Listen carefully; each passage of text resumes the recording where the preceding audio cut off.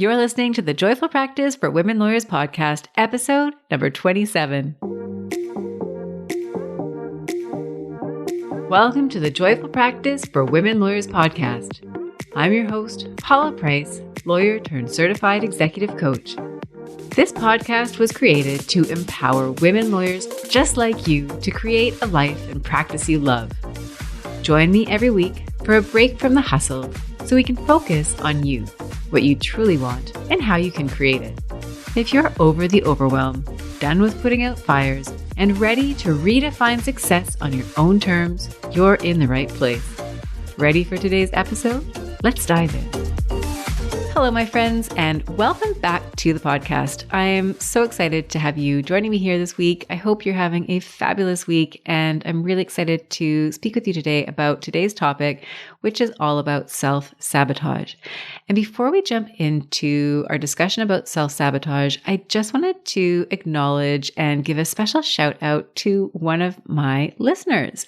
And that listener is my nephew. And I know he's a listener because last night I had a text message from my brother saying that he is a big fan of the podcast. So I wrote back and I said, really, that's so amazing. Does he actually listen to it?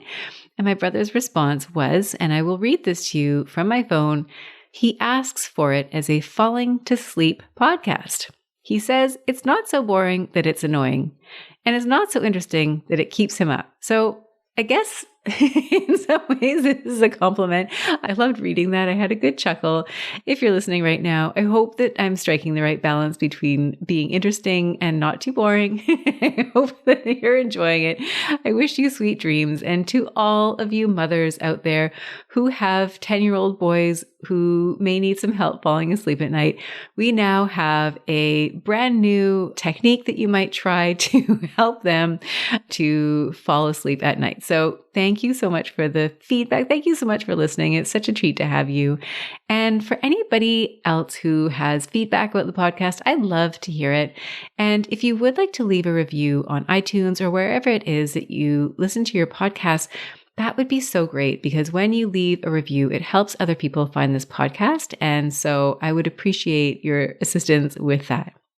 So with that, we are going to turn to today's episode, which is all about self-sabotage. And the reason that I think it's important to talk about it is that it can be really sneaky. So you may not even notice that it's happening. And it comes up quite a bit in conversations that I have with lawyers. And it came up in a conversation last week. And I thought we really need to talk about this. So that's what we're doing today.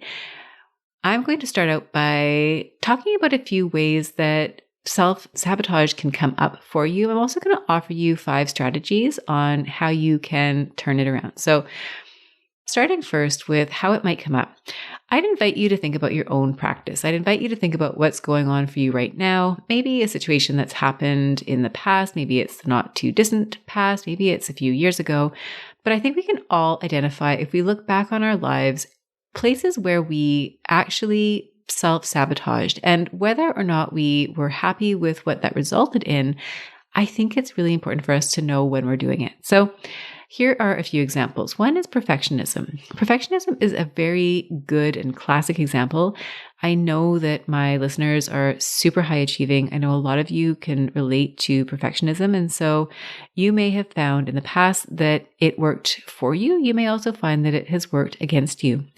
And a way that perfectionism can really work against you is when you are starting out on a project and you're so fixated on making it perfect, on not making any mistakes, that you may put it off. You might procrastinate to a point where you don't leave yourself enough time to get it done. You might approach that project with so much dread and anxiety that you're just not capable of doing your best work. And ultimately, what you end up creating is a project or an outcome that is not your best work. It's far from perfect. It almost becomes this self-fulfilling prophecy where you've gone into that project with the fear of not making it perfect, and what you ultimately create is not perfect. And so that is one form of self-sabotage that I see in clients that I work with. And if perfectionism is something that resonates with you, I'd invite you to check out episode number 4. I talk about the cost of perfectionism, and you might find some helpful strategies there.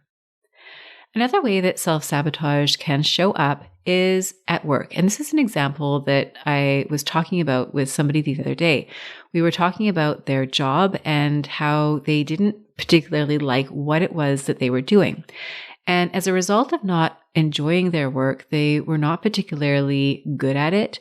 They started to really lack confidence because they didn't feel enthused. So they would go and do their work. They wouldn't perform their best.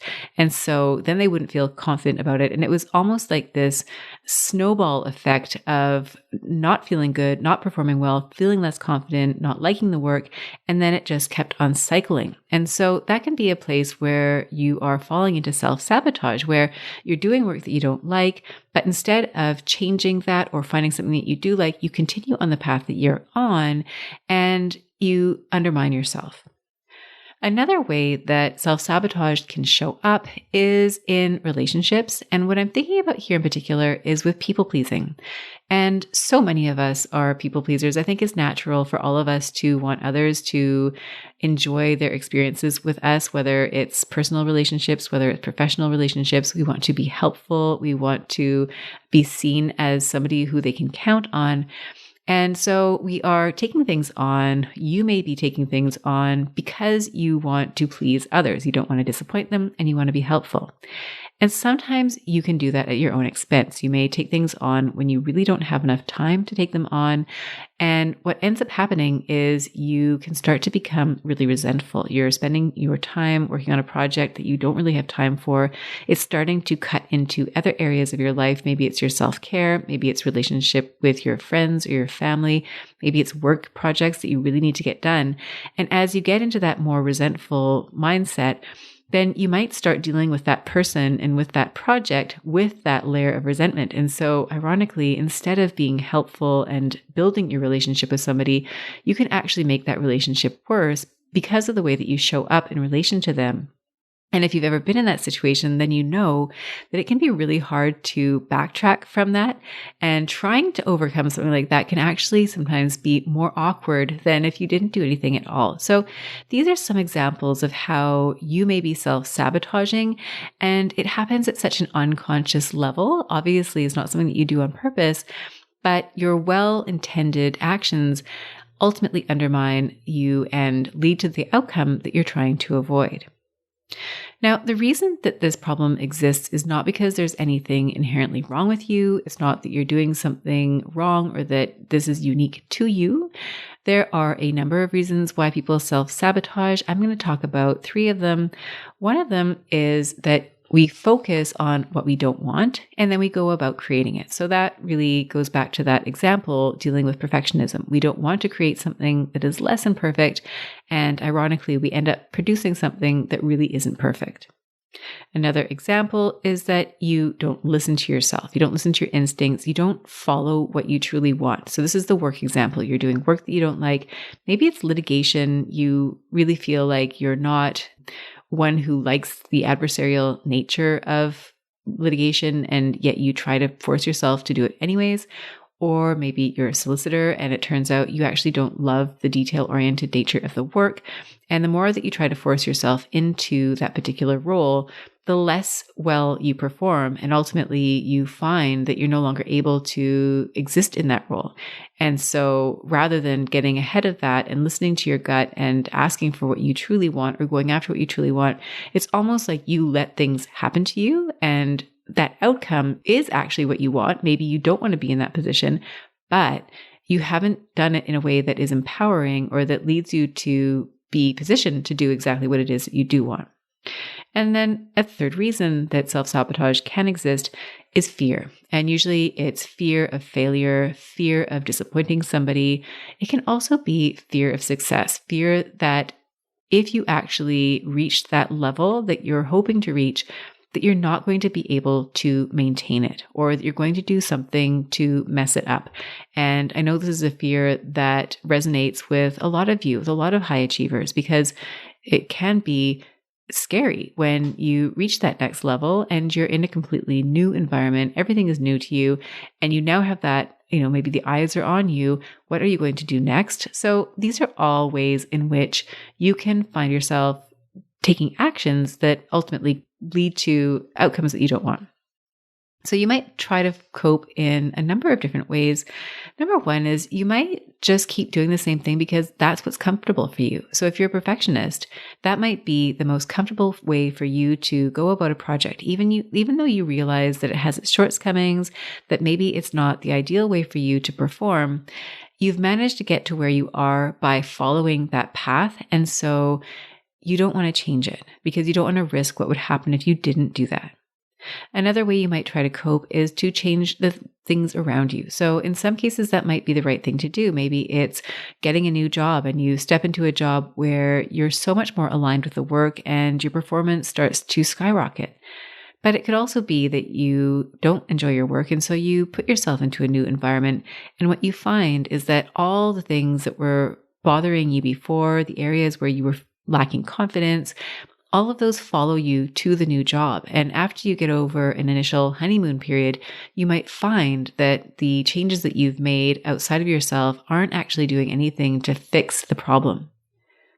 So the reason that these coping mechanisms don't really work is that, number one, chances are you're continuing to put unrealistic expectations on yourself, whether that's the expectation of perfection or the expectation that you can do work that you don't really like, that you can force yourself, that you don't really need to change anything.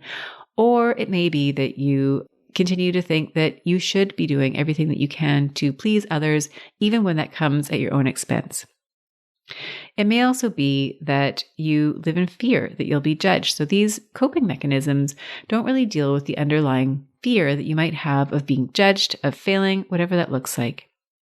Another reason they don't work is that you never get a chance to experience the thing that you're trying to avoid and learning from it. So what if you tried approaching a project not from a perfectionistic standpoint, but from one where you are simply focused on doing the best that you can? Or what if you admitted to yourself that you don't like your work, that this isn't really something that you're well suited for, and that you're going to take concerted effort to find something that you really like?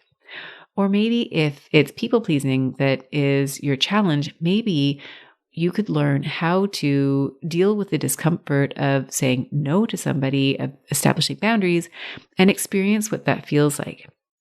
Finally, another reason why these coping strategies don't work is that you're not actually taking care of yourself. So you're not really setting up the boundaries for yourself. You're not properly taking care of yourself. And I even venture to say here that maybe you're not even liking yourself.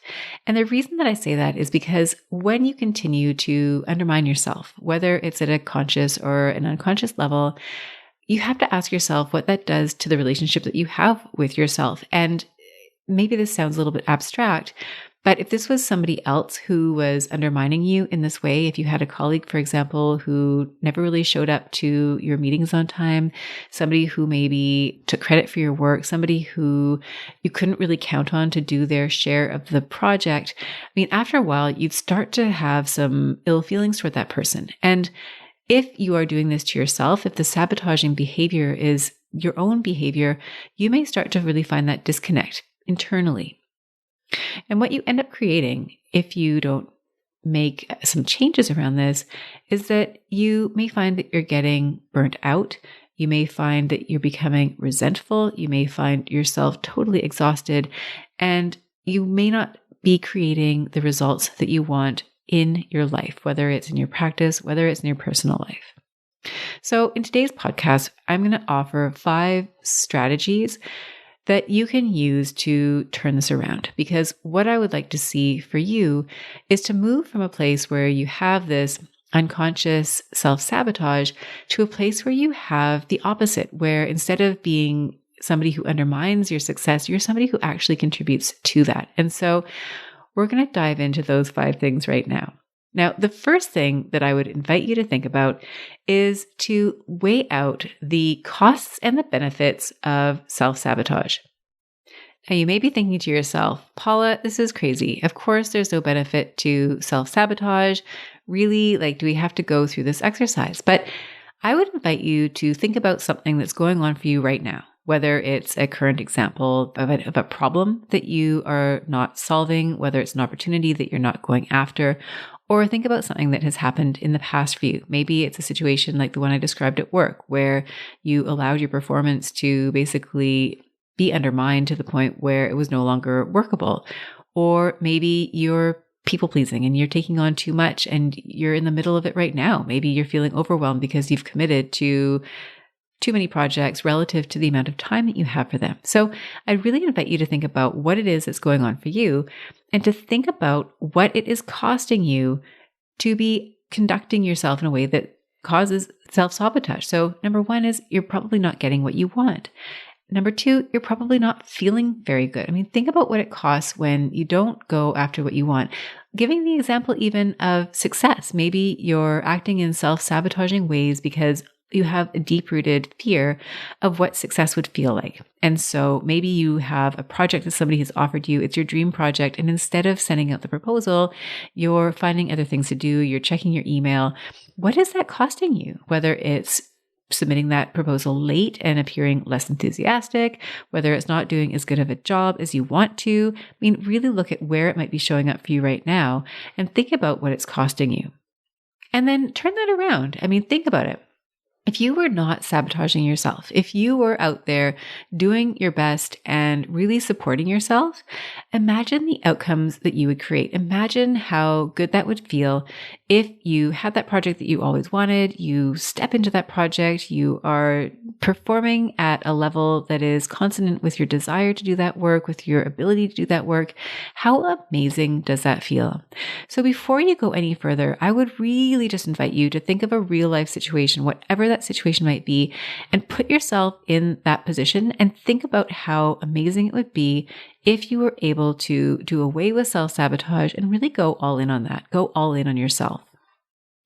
So the second thing that I would invite you to do is to embrace a concept of radical self-trust. And this is going to be a little bit tricky for me to explain, but bear with me.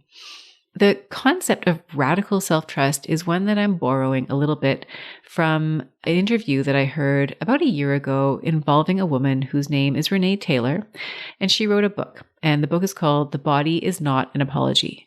Renee Taylor is an author, obviously, a speaker. She is an artist, and she was talking about radical self-love and distinguishing that from self-acceptance.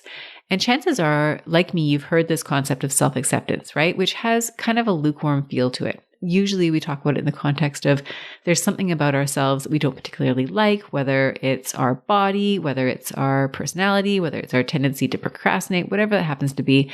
And the idea here is to accept our flaws for what they are and to embrace ourselves for the person that we are. It all sounds fine until you hear Renee talk about radical self-love. And I cannot do justice to the way that she described it. But what I would like to share with you is the concept that just kind of blew everything out of the water for me, which was going beyond this idea of self-acceptance to radical self-love. Instead of saying, oh, well, I guess I'm okay in spite of all my flaws, she turned it around and presented it in this way of, why would you not love yourself? What benefit is there from just simply looking at yourself as this kind of lukewarm thing that you should tolerate, as opposed to really embracing and loving who you are? And it might be easier to sort of conceptualize this if you think about other people in your life. So if you've got children, for example, if you've got a wonderful nephew like I do, for example, a partner, if it's your best friends, maybe it's your work colleagues, and people who mean a lot to you in your life. Now, imagine if you walked around telling yourself, oh, yes, I accept them. You know, my friend, well, you know, sometimes she doesn't call me when she says she will, but, you know, I think I'll just tolerate her. I'll just accept her. Versus what if you felt radical love for that person? And maybe this is a little bit out there, but I really invite you to think about what that feels like, the difference between radical love and acceptance. So taking that radical concept and how much better that is than just acceptance or even plain love, let's turn that around to trust. And as lawyers, you know what trust is. You make your living based on trust for clients to work with you. They absolutely need to have that trust in you. And I'm inviting you to take that concept of trust and to apply it to yourself, to apply that relationship of trust to the relationship that you have with yourself. And then I want you to go beyond just trusting yourself to radically trusting yourself.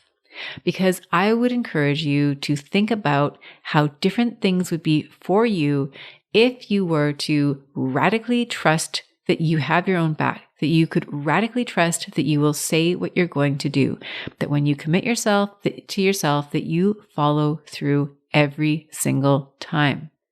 It makes such a world of difference. If you look at the self-sabotaging behavior, where is it coming from? It's coming from fear. That fear that you're not going to be able to do the thing that you wanted to do.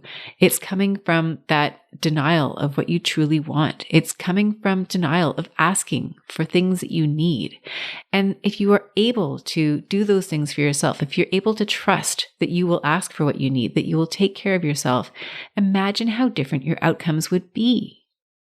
So this is a really important step, radical self-trust. And here I want you to know that you can handle whatever shows up, whether it's failure, whether it's judgment that somebody else makes of you, or if it's judgment that you impose on yourself. And know that you can handle success. If you are to achieve the success that you really want deep down inside, that you can handle it, because chances are it's going to come with some challenges of its own, but you can do that. You can handle that. Another part of radical self-trust is simply being a better friend to yourself. And I recorded a podcast episode about being your own best boss. I think it was episode number 11, but I may not have that number right. It will be in the show notes. And again, it goes back to establishing that relationship with yourself, the way that you talk to yourself.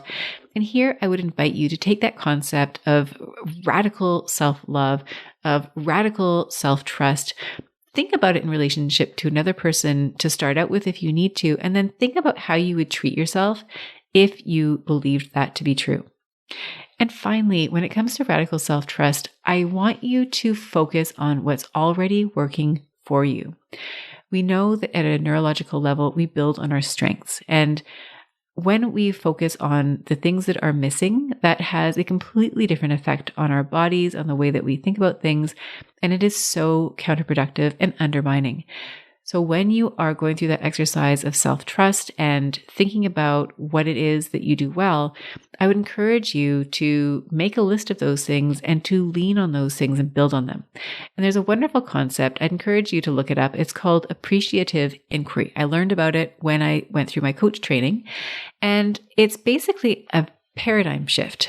If you're like me, you probably grew up learning about problem solving, and people were good problem solvers or they weren't. And I tended to look at problems like a legal problem or a business problem or a relationship problem as a problem. And then all my energy would go into fixing the problem. Appreciative inquiry has a completely different perspective. And in that situation, you might take a system that isn't working at its optimal level, but rather than sit there and look at all the problems, you would sit there and focus on all the things that are going well. And then you build from that place. And in theory, the more you build on the strengths, the less you need to deal with the problems. And so I'd encourage you to take that approach in terms of the relationship that you build with yourself. If you spend more time thinking about the things that you're doing well and giving yourself praise and support in relation to those things, and less time focusing on the problems, chances are you're going to create fewer of those problems. So that's step number 2, is that radical self-trust. So the third thing that I'd encourage you to do is to start to look for patterns and notice the unintended outcomes. So going back to the perfectionist example, the way that I would recommend approaching this is to focus in on your thoughts, your feelings, and your actions. And if you're familiar with cognitive behavioral therapy, these are the 3 criteria that are considered because there's a direct relationship between all 3 of them. So in the perfectionist example, you might have a project that's ahead of you, and the thought that you may have is, I'm not going to do this to the standard that I want, or this isn't going to be good enough, or I'm not the right person for this. So pick a thought, a perfectionist type of thought. Now, when you think something like that, you're then going to have a feeling about it. And chances are, if it's one of those thoughts, you're going to be feeling a lack of confidence. You may feel anxiety. You may feel like this is something that you want to push off. And as a result, the action that you take would be to procrastinate or to do the work, but do it in a way that is icky and comfortable, where you're not really giving it 100%. Maybe again, it's that self-sabotage. If you only give it a certain amount of effort and it doesn't work out so well, you can blame the fact that you didn't put in much effort instead of having to own that you just weren't able to do the project or something like that. So there's this correlation between what you think, how you feel, how you act, and then of course the outcome that results from that. So in this case, it's the project isn't done at an optimal level because you either didn't give it the time or the energy or the effort, whatever that might look like for you. Conversely, you can use this in a way that is more empowering. So maybe instead of thinking, I'm not going to do a very good job, maybe it's, they asked me to do this because I'm the best person for this job. I've done something like this in the past. I know I can do it. The feeling that you then generate might be one of confidence. Maybe it's one of determination. Maybe it's one of curiosity. And of course, the actions that you then would take would be along the lines of jumping into the project, doing your best work, doing it on a time frame that gives you time to go back and make corrections if you need to. And of course, the outcome would then be a better product. So when you are engaging in acts of self-sabotage, what I would encourage you to do is to first of all identify them. And so think back on situations that have happened in the past. Where have you self-sabotaged? And what were you thinking at that time? How were you feeling? What were you doing? And if you were to go over and do that another time, how would you do it differently? And how would the outcome be different? And you can start by doing that on things that have happened in the past, but ultimately, what would be amazing would be to be able to recognize when you are engaging in self-sabotaging behavior and to be able to course correct before you actually reach the conclusion of that cycle. So the next step is step 4, which is to accept the pain of the journey instead of resisting it. And okay, this probably isn't selling very well. And I just had a conversation with my dear friend Milen, who you've all met now on the podcast. She's amazing.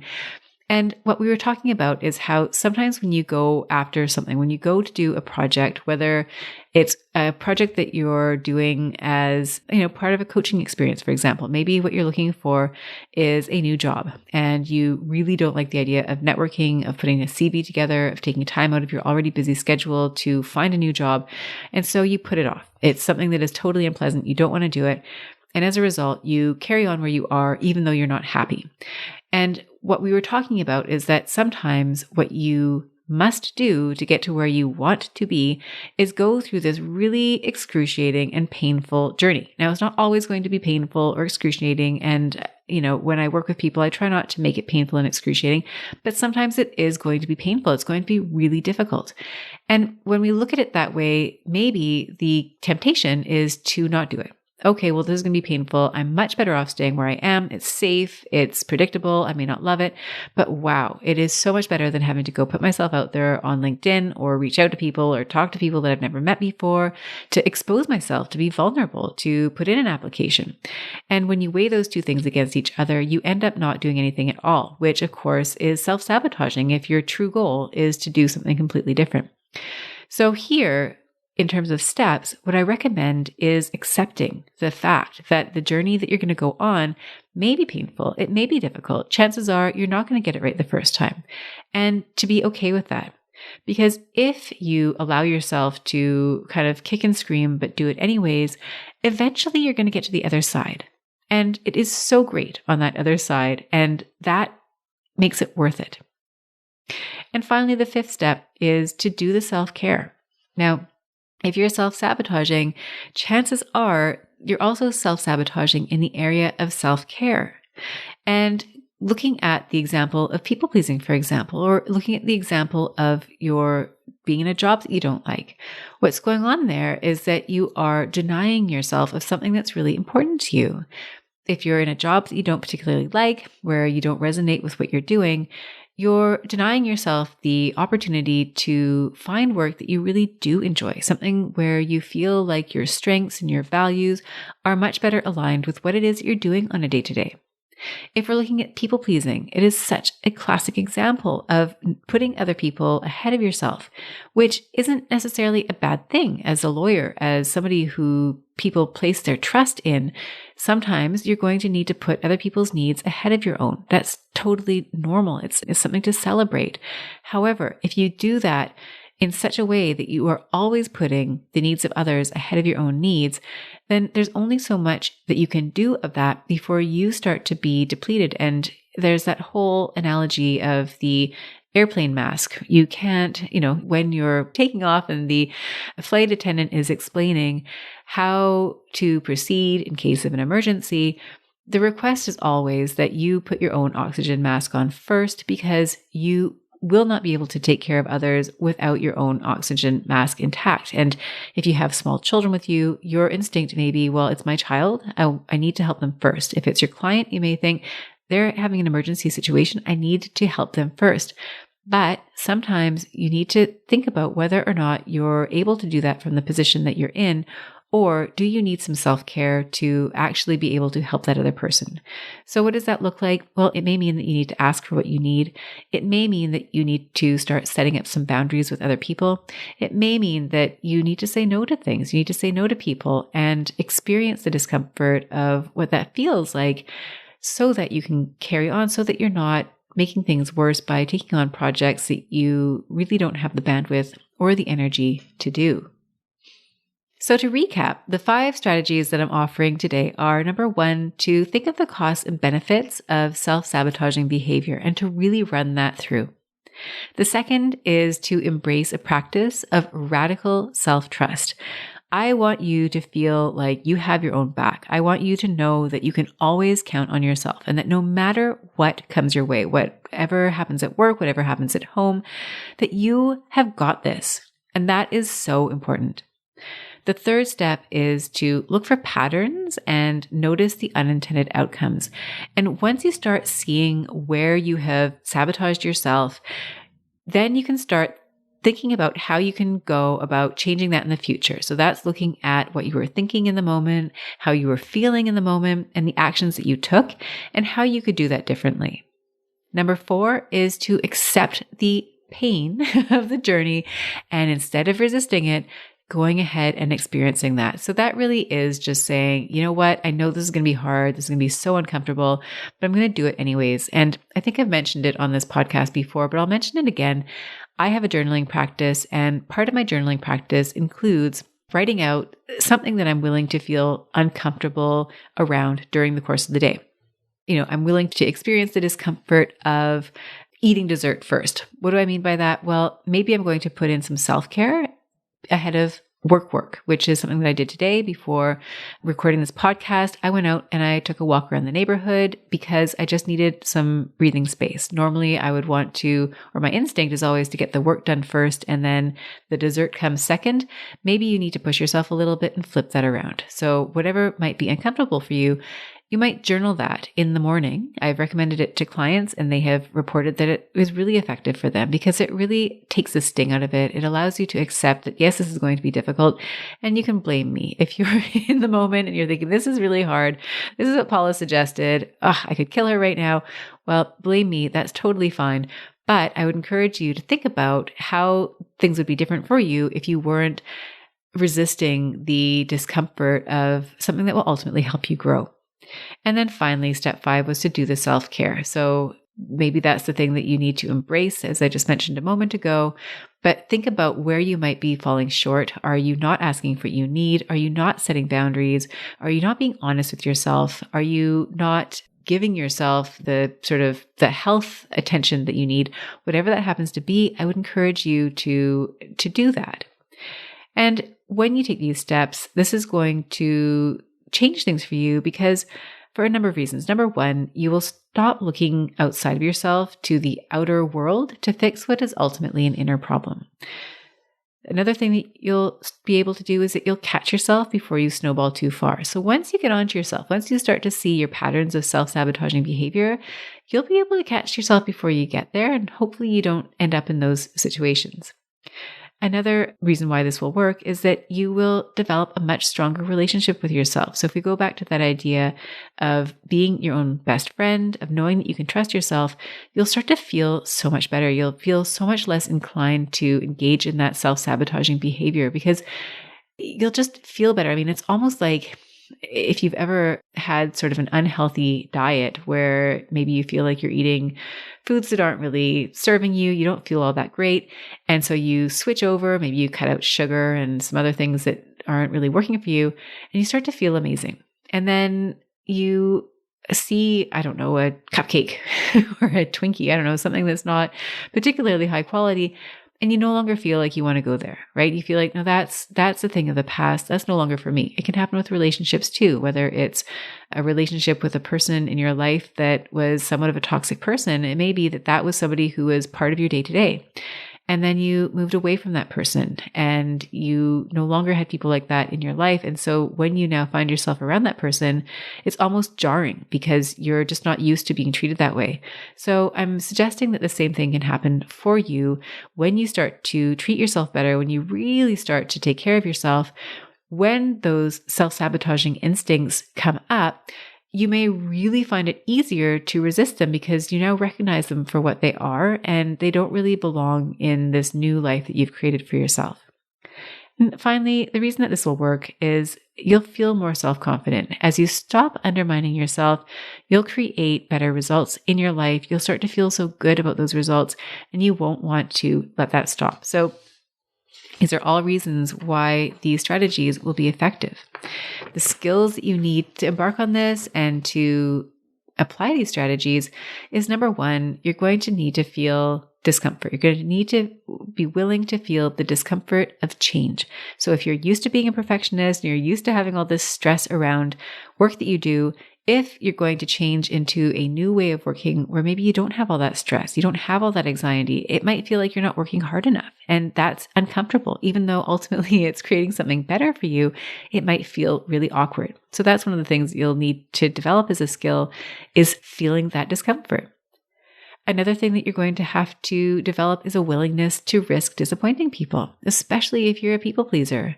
You're going to have to learn what it's like to have a conversation with somebody where maybe you don't do exactly what they want, and that can be uncomfortable for you. But on the other side of that, you will be able to have more honest relationships. You will be able to take better care of yourself and ultimately have better relationships with others and with yourself.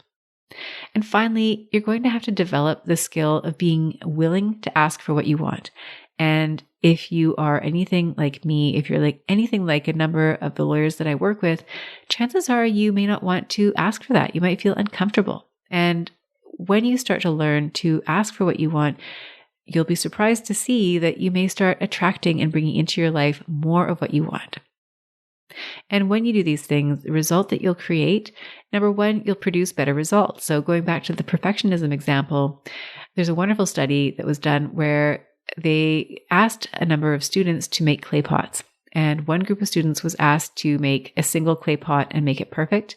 And the other group of students was asked to make as many clay pots as they possibly could. And when they looked at the results at the end of the experiment, it wasn't the students who were asked to make a single perfect clay pot who made the best clay pots. It was the students who went and just repeatedly made clay pots. And so I'd encourage you to think about how this will affect you. If you go out and you simply execute, if you're a perfectionist, instead of stalling yourself, instead of not doing it at all, instead of procrastinating, if you just go and do the thing that you're wanting to do, think about what that's going to look like over time when you simply keep doing it. Another result that you'll create is you'll perform better and find work that you love because you're willing to take the risk of asking for it and doing any of the uncomfortable things that you need to do in order to get there.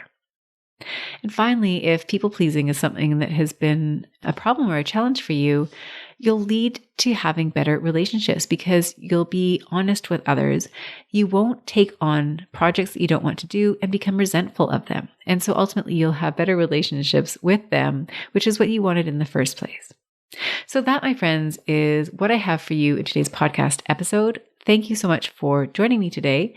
Before I sign off, I would like to invite you to join me for the third and final webinar of a series that I have been putting on. It's a free webinar series. The first one was all about reimagining your practice. The second webinar was all about decluttering your desk, your calendar, and your habits.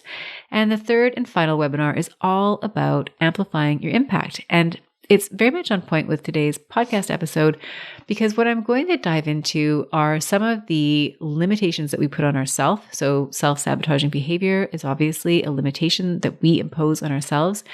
And unfortunately, those can be some of the things that really hold us back from going after our dreams. And fortunately, because they're internal, we also have a lot of control over dealing with them. So if that's something that resonates with you, I would love to see you there. And the registration information will be linked to the notes that go along with this podcast episode. And so you can sign up there. And if you don't know where that is, or you would simply like to send me an email or send me a note on LinkedIn, do that and I'll send the registration information over your way. I'd absolutely love to have you here. So thank you everybody for joining me today. My wonderful nephew, if you're still listening, sweet dreams. I am so glad to have you as one of my favorite listeners. And thanks again, everybody. I look forward to connecting with you again next week. Bye for now. If you enjoyed today's show and don't want to miss an episode, subscribe and follow the show wherever you listen to your podcasts. If you haven't already, please leave a rating and review. Your feedback will help me create a podcast that's tailored to your needs and goes straight to the heart of what matters to you. For instructions on how to subscribe, rate, and review the podcast, visit www.thejoyfulpractice.com/podcast launch. See you next time. Thank you for listening to this episode of the Joyful Practice for Women Lawyers podcast. If you want more information, visit www.thejoyfulpractice.com. See you next week.